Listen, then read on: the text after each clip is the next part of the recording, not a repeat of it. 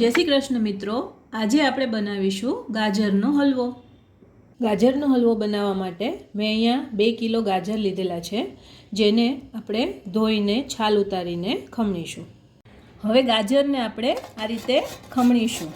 મિત્રો, આપણા બધા જ ગાજર ખમણાઈ ગયા છે. હવે આપણે એક મોટા ચમચા જેટલું ઘી લઈશું અને ગેસ ચાલુ કરીશું. ઘી પીગળે એટલે એમાં આપણે ગાજર નાખીશું. આ બધું જ ખમણેલું ગાજર આપણે લોયામાં નાખીશું અને ફ્લેમ ઉપર એને અડધો કલાક માટે કૂક થવા દઈશું. અથવા તો ગાજર જ્યાં સુધી પૂરેપૂરા કૂક ન થઈ જાય ત્યાં સુધી આપણે એને રહેવા દઈશું અને વચ્ચે વચ્ચે થોડી વારે આપણે ચમચો અંદર ફેરવતા રહીશું. આ રીતે ઘી સાથે બધું જ આપણે મિક્સ કરી દઈશું અને ત્યારબાદ ઢાંકી અને એને ચડવા દઈશું. ગાજર એકદમ બફાઈ જાય ત્યાં સુધી આપણે કૂક કરવાના છે. હવે ઢાંકીને આપણે કૂક થવા દઈશું. આ રીતે ઢાંક્યા બાદ થોડી વારે 5-5 મિનિટે આપણે હલાવતા રહીશું.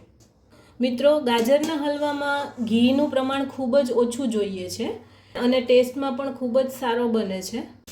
હવે ગાજર એકદમ જ બફાઈ ગયા છે, ચડી ગયા છે, તો હવે આપણે એમાં 1 લીટર દૂધ નાખીશું. અહીંયા હું અમૂલ ગોલ્ડ 1 લીટર દૂધ નાખું છું. ફૂલ ફેટવાળું જ નાખીશું.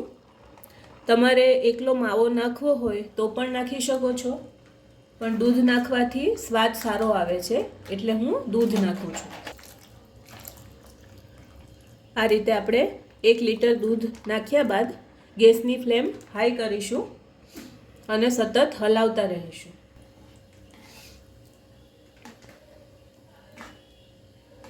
હવે આ સ્ટેજ ઉપર આપણે સાથે ખાંડ પણ નાખી દઈશું. ખાંડ અથવા તો ખડી સાકર અથવા ગોળ, તમારે જે પણ નાખવું હોય એ નાખી શકો છો. હવે હું આ સ્ટેજ ઉપર ખાંડ નાખી રહી છું. 2 વાટકી જેટલી ખાંડ, એટલે અંદાજિત 250 થી 300 ગ્રામ જેટલી ખાંડ નાખવાની થશે. આ રીતે 2 વાટકી. હવે આપણે બધું હલાવીશું. જ્યાં સુધી બધું જ દૂધ છે એ શોષાઈ ન જાય ત્યાં સુધી આપણે હલાવવાનું છે. આ રીતે હાઈ ફ્લેમ ઉપર જ હલાવીશું. ગળપણ તમે તમારા ટેસ્ટ મુજબ વધારે કે ઓછું નાખી શકો છો. આપણું દૂધ આ રીતે ઉકળી રહ્યું છે અને સાથે આપણે હલવામાં નાખવા માટે થઈને કાજુ બદામ પિસ્તા લગભગ 10-12 પીસ લીધેલા છે અને થોડી કિસમિસ લીધેલી છે. હવે આપણું દૂધ જ્યાં સુધી ઉકળી રહ્યું છે એ દરમિયાન આપણે કાજુ બદામ પિસ્તા છે એની કતરણ તૈયાર કરી લઈશું. જુઓ મિત્રો, આપણું ઘણું બધું દૂધ છે એ બળી ગયું છે.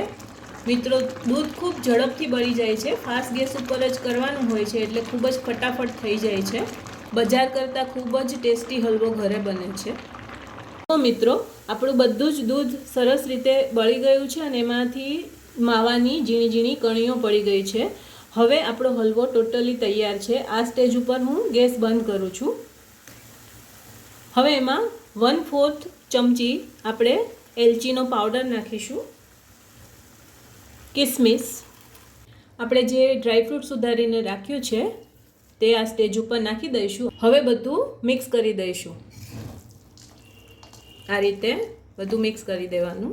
જુઓ મિત્રો, આપણો એકદમ જ સ્વાદિષ્ટ એવો હલવો તૈયાર છે. તો મિત્રો, ખૂબ જ સ્વાદિષ્ટ એવો આપણો ગાજરનો હલવો સર્વિંગ માટે તૈયાર છે. તો તમે મારી રેસીપી જરૂરથી ટ્રાય કરજો અને જો મારી રેસીપી પસંદ પડી હોય તો મારા વિડીયોને લાઈક અને શેર કરજો અને મારી ચેનલને સબસ્ક્રાઈબ જરૂરથી કરજો.